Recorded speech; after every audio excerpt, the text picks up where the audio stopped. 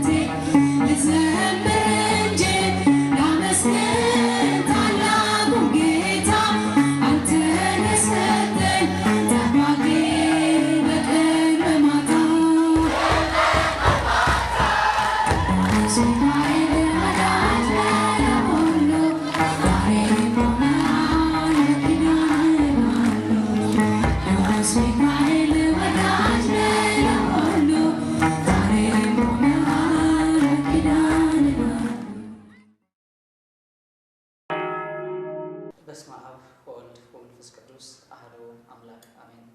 እግዚአብሔር ልጆች ሁላችሁ በስፍራ ሁሉ እንዴት ሰነበታችሁ? እግዚአብሔር ዳግም በቃሉ ዙሪያ እንድንገናኝ ስለወደደ ክብር ምስጋና ይግባው። ጊዜውን ለክብሩ እንድንሰራበት ይባርክልን ይቀድስልን። እንደ እግዚአብሔር ሀሳብ በሚኖረን ጊዜ በፍቅር የሚሰራ እምነት በሚል ቃል ትንሽ የምንነጋገረው ቅዱስ ጳውሎስ በገላትያ መልእክቱ ምዕራፍ 5 ቁጥር 6 ላይ በፍቅር ስለሚሰራ እምነት ይነግረናል። ቃሉ እንዲህ የሚለው በክርስቶስ ኢየሱስ ሆኖ በፍቅር የሚሰራ እምነት እንጂ መገረዝ ቢሆን ወይም አለመገረዝ አይጠቅምምና።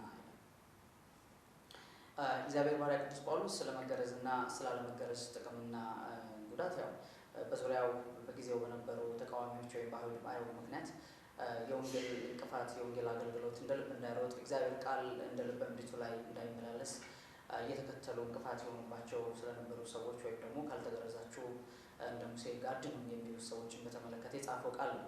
ትልቁ ግን በፍቅር በክርስቶስ ሆኖ በፍቅር የሚሰራ እምነት የሚጠቅም መሆኑን ይናገራል። እንግዲህ የምናወራው አንደኛ ስለ እምነት ነው። ቀጥሎ ደግሞ በፍቅር ስለሚሰራ እምነት ነው። እምነት መሰራት ነው። ማመን ማለት ራስን ለእግዚአብሔር አሳልፎ መስጠት ነው። ምናልባት እንደ እምነትን ስንመለከት አንደኛ በጣም በየዋህነት የሚያምኑ አሉ። ምንም በመረዳት ወይም በእውቀትና በእግዚአብሔር ቃል ሳይሆን በየዋህነት የሚያምኑ የሚመላለሱ ሰዎች አሉ። ይሄ የዋህነት እምነት ነው። ሌላው ግን እውነተኛውና ትክክለኛ ወይም ደግሞ እምነት ኃይል እንደመሆኑ መጠን ኃይል የሚያደርገው እምነት የሚመጣው ቃሉን በመስማት ነው። ቅዱስ ጳውሎስ ዕብራውያን መልእክቱ ምዕራፍ 4 ቁጥር 12 ላይ እግዚአብሔር ቃል የሚሰራ ነው ይላል። በሚሰራው የእግዚአብሔር ቃል የሚሰራ እምነት ይሰራል ማለት ነው።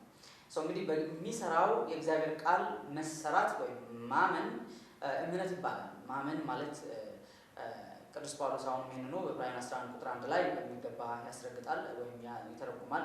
እምነት ማለት የማናየውን እንደምናይ ወይም እንደሚታይ አድርጎ የሚያስረዳ ተስፋን የሚያረጋግጥ ነው። እምነት አንድ ሰው ሲያምን ወይም ያምናል ስንል የተረጋገጠ ተስፋ አለ ወይም ተስፋውን እንደተፈጸመ አድርጎ አሁን አረጋግጧል ማለት ነው። ወደፊት የሚጠብቀው ነገር የለም። ተስፋ የሰጠው የታመነ ስለሆነ የታመነውን ቃል በእምነት ሲቀበል ያ ነገር እንደተፈጸመ አሁን እንደሆነ አድርጎ ሲያምን አመነ ይባላል ወይም እምነት አለው እንላለን ማለት ነው። እንግዲህ በዚህ መንገድ በተረጋገጠ እምነት ወይም በተረጋገጠ ተስፋ ወይም የማይታየውን እንደሚታይ አድርጎ በተረዳ እውነት መመላለስ ማመን ነው ወይም የእምነት ሕይወት ልንለው እንችላለን። እንግዲህ ማመን ቅድም እንዳለው በእግዚአብሔር ቃል የሚመጣ አንደኛ የመታዘዝ ኃይል ነው። ሁለተኛ የመጠባበቅ ኃይል ነው። እምነት የምስጋና ኃይል ነው። እምነት እግዚአብሔርን የመጥራት ኃይል ነው። እነዚህ እምነት መገለጫዎች ናቸው። በእግዚአብሔር ቃል ያልተሰራ እምነት እነዚህ ነገሮች አያሟላም። አንደኛ መታዘዝ፣ ሁለተኛ መጠባበቅ፣ ሶስተኛ ተስፋ ማድረግ አይችልም ማለት ነው። መጥራት አይችልም ማለት ነው። እነዚህ እምነት መገለጫዎች ናቸው። እምነት በእግዚአብሔር ቃል ይሰራል። በእግዚአብሔር ቃል እውነተኛ እምነት ይመጣል። ይህን እምነት የምንገልጥባቸው እነዚህ የእምነት ባህሪያት ናቸው። መታዘዝ፣ መጠባበቅ፣ ማመስገን፣ መጥራት። እነዚህ የእምነት ጠባዮች ወይም ባህሪዎች ናቸው። አሁን በፍቅር የሚሰራ እምነት ምንድን ነው? ምናልባት በእግዚአብሔር ቤት ውስጥ አሁን ያለን ሰዎች ሰፋ አድርገን ስንመለከት ቅዱስ ጳውሎስ ጢሞቴዎስ መልእክቱ ላይ አሁንም ሁለተኛ ጢሞቴዎስ መልእክቱ ምዕራፍ 3 ቁጥር 5 ላይ የአምልኮት መልክ አላቸው ኃይሉን ግን ክደዋል ብሎ ስለ መጨረሻው ዘመን አማኞች ወይም የእምነት አይነት ይናገራል። የአምልኮት መልክ አላቸው ኃይሉን ግን ክደዋል፣ ከነዚህ ደግሞ ራቅ የሚል ቃል አለ። አሁን የአምልኮት መልክ ያላቸው ሰዎች አሉ። እነዚህ ሰዎች ለወግ የሚቆሙ፣ ለባህላቸው የሚቆሙ፣ ለስርዓት የሚቆሙ፣ ለሕግ የሚቆሙ ሰዎች ናቸው። በእምነት የሆነውን ኃይል የማይገልጡ ናቸው። ማለትም በግላቸው ወይም በማንነታቸው የመታዘዝ ኃይል፣ የመጠባበቅ ኃይል፣ የምስጋና ኃይል፣ የመጥራት ኃይል የሌላቸው ሰዎች ናቸው። የአምልኮት መልክ አላቸው። የሚያመልኩ ይመስላሉ፣ የሚያምኑ ይመስላሉ።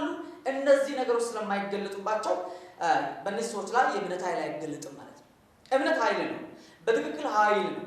ሰዎች ወደ እግዚአብሔር የሚደርሱበት ኃይል እግዚአብሔር እንዳለ ብቻ ሳይሆን ለሚጠባበቁት ዋጋ እንደሚሰጥ ወይም እግዚአብሔር ደስ ለሚያሰኙት ዋጋ እንደሚከፍል አምነው እርግጠኛ ሆነው የሚጠባበቁበት እውነት ነው እምነት ማለት ነው።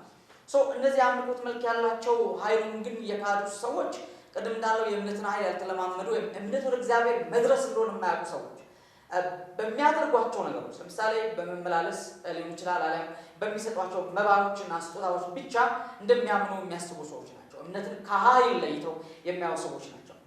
የእግዚአብሔር ባሪያ ቅዱስ ጳውሎስ አሁንም ወደ ገላትያ ስንመለስ የሚሰራ እምነት ነው የሚለው። የሚሰራ እምነት የሚለው እምነት የሚሰራው በፍቅር ብቻ ሲሆን ነው። አሁን በበሉ እንግዲህ የአምልኮት መልክ ያላቸው ሰዎች አሉ። እነዚህ ሰዎች ዝም ብለው የሚመላለሱ ሰዎች ናቸው። በእግዚአብሔር ቃል የተሰራ እምነት ወይም የሚያመልኩትን የሚያውቁ አይደለም፣ በተረዱበት መጠን ይቆም አይደለም። ሁለተኞቹ ደግሞ ያምኑ አሉ፣ የሚያመልኩትን ያውቃሉ፣ በእግዚአብሔር ቃል የተሰራ እምነት አላቸው። የሚጎላቸው ነገር ግን አለ፣ ፍቅር ይጎላቸዋል።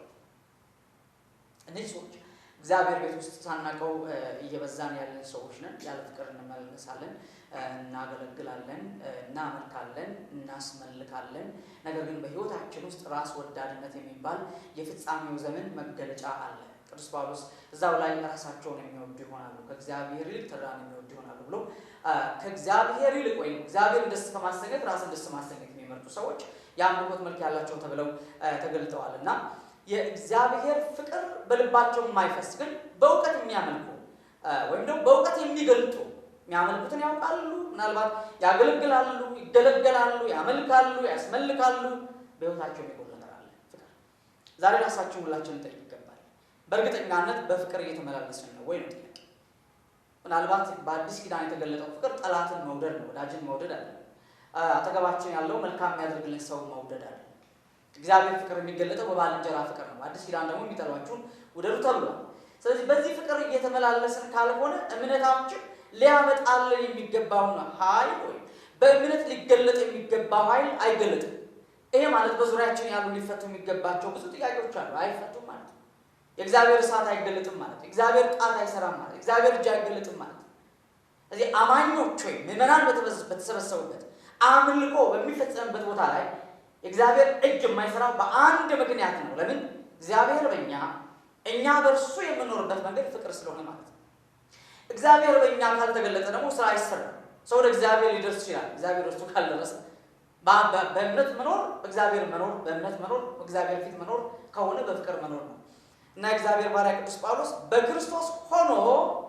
በክርስቶስ ኢየሱስ ሆኖ በፍቅር የሚሰራ እምነት ይላል። የጀመር ክርስቶስን የምናውቀው እግዚአብሔር ባሪያ አሁንም ቅዱስ ጳውሎስ በሮሜ መልእክቱ ምዕራፍ 5 ላይ በሚያስገርም መልኩ ገልጦታል።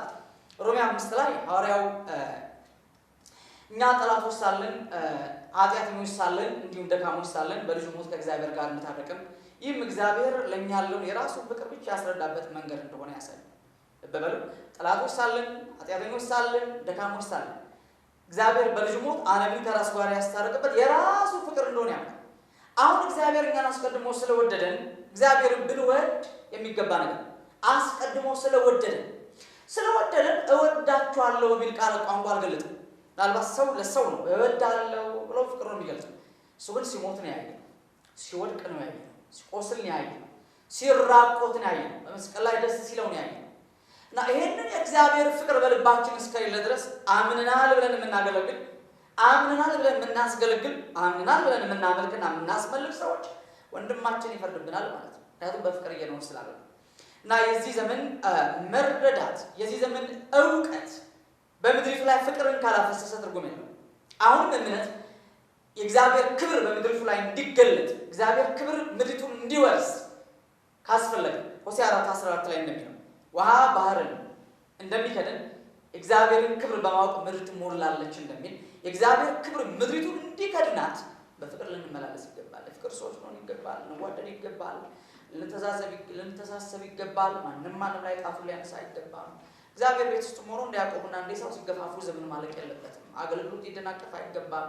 ቤተክርስቲያን ልትታመስ አይገባም። ምክንያቱም ራስን ከመውደድ ሁሉ የሚመጣ ነው እና በእግዚአብሔር ቤት ውስጥ ይልቁንም በዚህ ዘመን ሰዎች ምናልባት ቀድሞ ከነበረው በየዋህነት እንዲሁ ከመመላለስ እየወጡ ወደ እምነት ወይም ወደ መረዳት እየመጡ እንዳሉ እናውቃለን።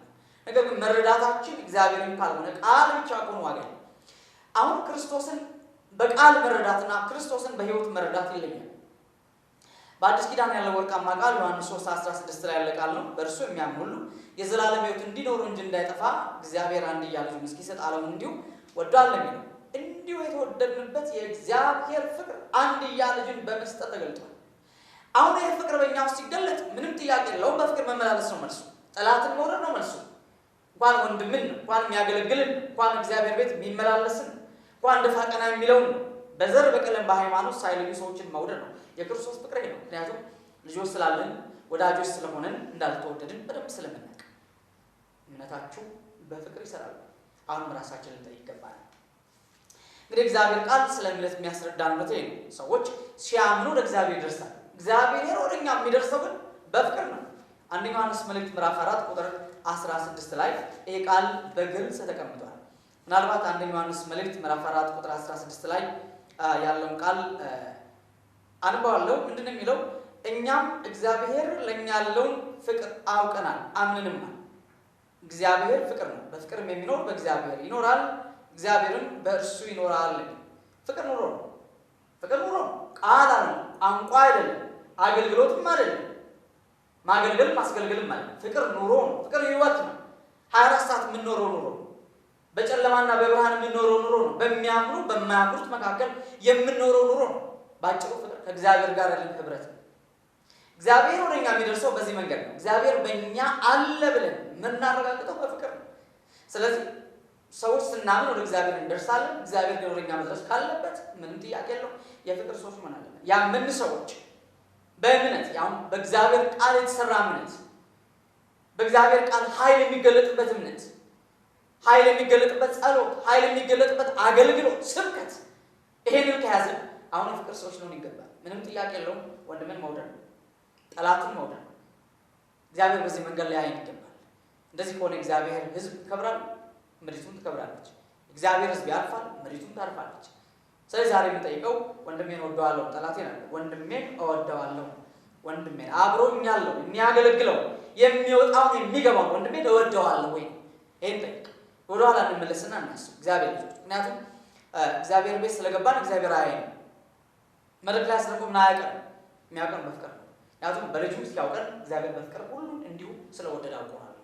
በፍቅር መታወቅ፣ በፍቅር መታወቂያ መለየት ይቻላል። የእግዚአብሔር መንጋ መለያው ይሄ ነው። እግዚአብሔር ባሪያ ቅዱስ ጳውሎስ በኤፌሶን መልእክቱ ላይ ለኤፌሶን ክርስቲያኖች ይሄን ነው የሚላቸው። ምንድነው የሚላቸው? ከእግዚአብሔር ከአባታችን ከጌታም ከኢየሱስ ክርስቶስ ጸጋና ሰላም ለእናንተ ይሁን።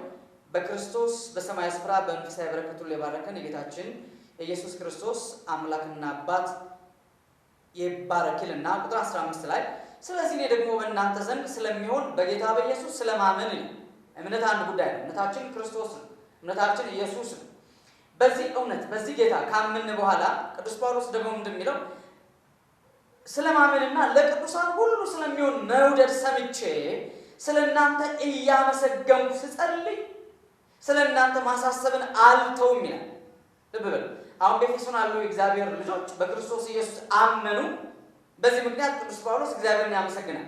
ይሄ እምነታቸው በምን ይገልጽ፣ በምን ይታይ፣ በምን ይመሰል ስንል ለቅዱሳን ስለሚሆን መውደድ ሰምቼ ነው። ቅዱሳን ማለት እዚሁ ኤፌሶን 1 ላይ መጀመሪያ ላይ ባሪያው እንደሚለው በእግዚአብሔር ፈቃድ የኢየሱስ ክርስቶስ ሐዋርያ የሆነ ጳውሎስ በኤፌሶን ላሉት ቅዱሳን በክርስቶስ ኢየሱስ ላሉት ምእመናን ይላል። በክርስቶስ ኢየሱስ ከማመን በላይ የሚቀድስ ነገር የለም። በደሙ ከማመን በላይ የሚቀድስ ነገር የለም።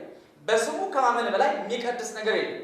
ያመኑት ወይም ምእመናኑ ወይም አማንያኑ ቅዱሳን ተብለዋል። አሁን ስለዚህ ለቅዱሳን ስለሚሆን ፍቅር ሰምቼ መውደድ ሰምቼ ሲል ምን ማለት ነው? በክርስቶስ ኢየሱስ ያመኑ ሰዎች መለኪያቸው፣ መመዘኛቸው፣ መታያቸው ምንም አይደለም። እርስ በርሳቸው ያላቸው ፍቅር ነው። እንደውም የእግዚአብሔር ልጆች እርስ በርሳቸው ብቻ ሳይሆን ፍቅር ያላቸው ጠላቶቻቸውን የማያምኑ ሰዎችንም የሚወዱበትን ኃይል አግኝተዋል። ለምን? ክርስቶስ የዘላለም ፍቅር ስለሆነ፣ የማይለወጥ ፍቅር ስለሆነ፣ ሁል ጊዜ ፍቅር ስለሆነ ይሄ ሊገባን ይገባል፣ ሊሰማንም ይገባል። በውስጣችን የፍቅር ልብ እስከሌለ ድረስ እግዚአብሔር እኛ ከብር በአንደበት የሚከብር አምላክ የለም። ፍቅር ኑሮ ነው ካለን እግዚአብሔር እኛ በእርሱ የምንሆንበት ብቸኛ መንገድ ፍቅር ነው ካለን የሚያስፈልገው በፍቅር የሚሰራ እምነት ነው። በፍቅር የሚሰራ እምነት በሰማያዊ ስፍራ ላይ ያስቀምጣል። ሰማያዊ ስፍራ ደግሞ የበረከት ሁሉ ምክንያት ወይም ምንጭ ነው። እግዚአብሔር የተመሰገነ ይሁን።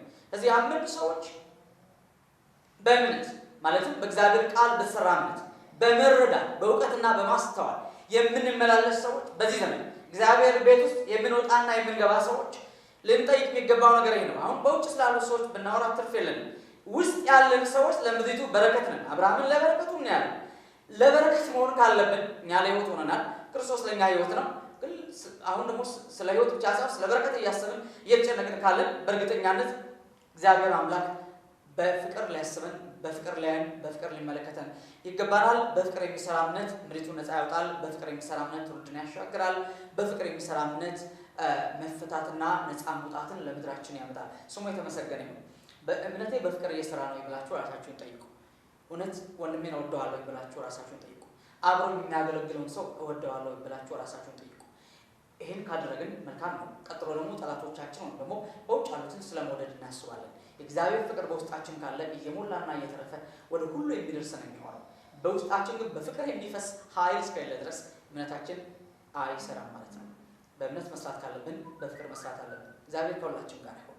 እግዚአብሔር ቸርነት የድንግል ማርያም ምልጃ ያለን ጸጋ እግዚአብሔር ይብዛልን። ስብሐት ለእግዚአብሔር።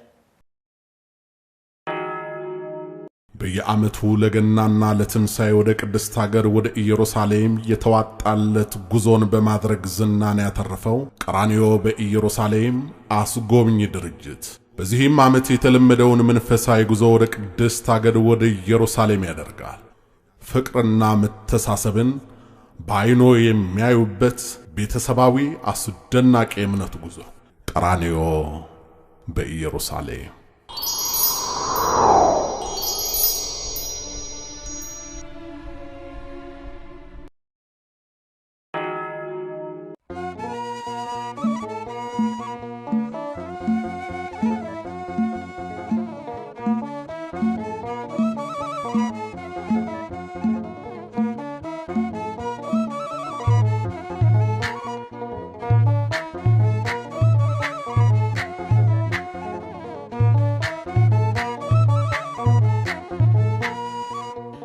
አገልጋዩ ልጅ አደረገኝ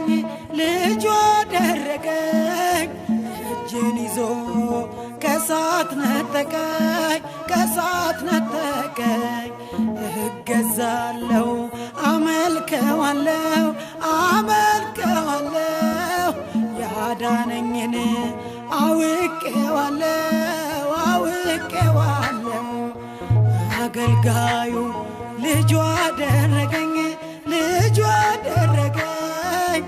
እጄን ይዞ ከሳት ነጠቀኝ እገዛለሁ አመልከዋለሁ ያዳነኝን አውቄዋለሁ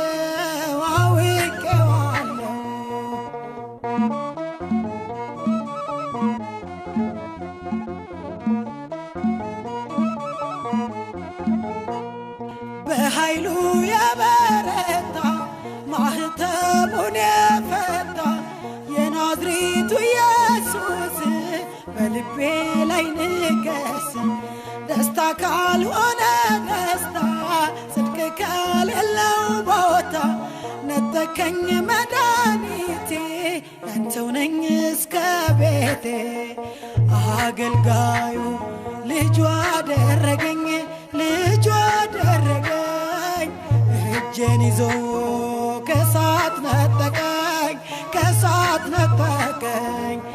እገዛለሁ አመልከዋለሁ ያዳነኝን አውቄዋለሁ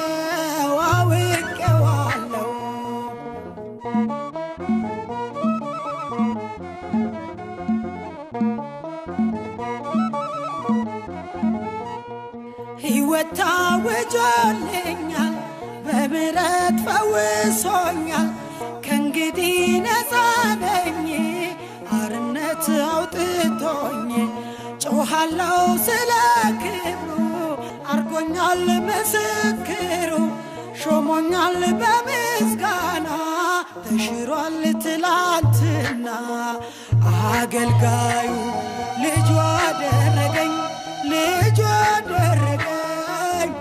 እጄን ይዞ ከሳት ነጠቀኝ እገዛለሁ አመልከዋለሁ ያዳነኝን አውቄዋለሁ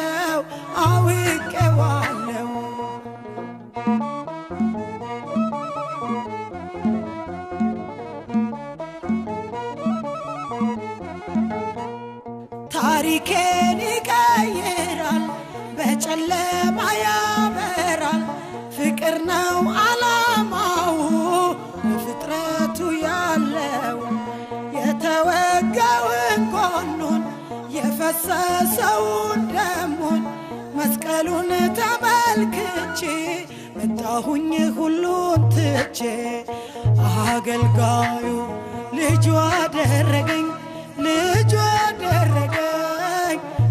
እጄን ይዞ ከሳት ነጠቀኝ እገዛለሁ አመልከዋለሁ ያዳነኝን አውቄዋለሁ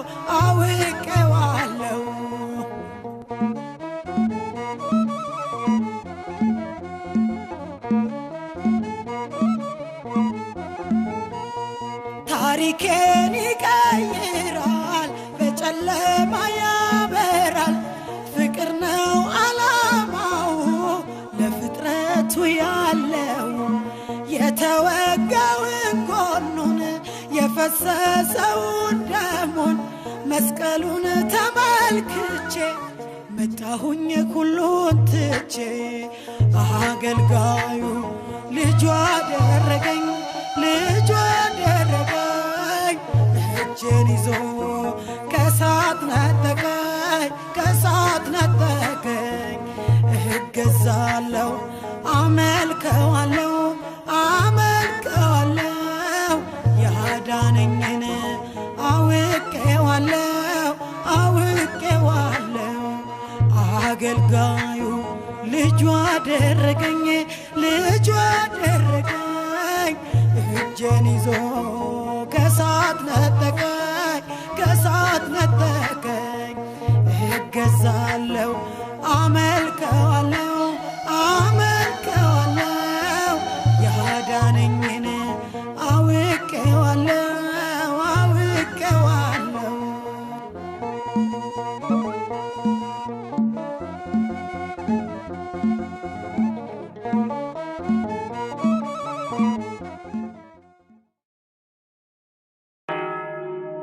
እንኳን ደህና መጡ እኛው ነን ይሻም ዲኮሮች ይሻም ዲኮር ዝግጅቱ ሁሉ ያማረ የሰመረ እንዲሆንሎ ከተሟላ የምክር አገልግሎት ጋር ሰርክ እንደሚያገለግሉ ያውቃሉ ይሻም ዲኮር ዳግም ሰርግን የሚያስመኘው የሙሽራ ቬሎችን የሚዜ አልባሳት ለመልስ የሚሆኑ የሀገር ባህል አልባሳት የቪዲዮ ቀረጻና የፎቶግራፍ አገልግሎቶችን እንደ ምርጫው ያገኛሉ ይሻም ዲኮር አድራሻ 4 ኪሎ ቅድስት ሥላሴ መንፈሳዊ ኮሌጅ ህንጻ አንደኛ ፎቅ ላይ 0911 66 2393 0112 79 1924 ሃሎ ይበሉን ይሻም ዲኮር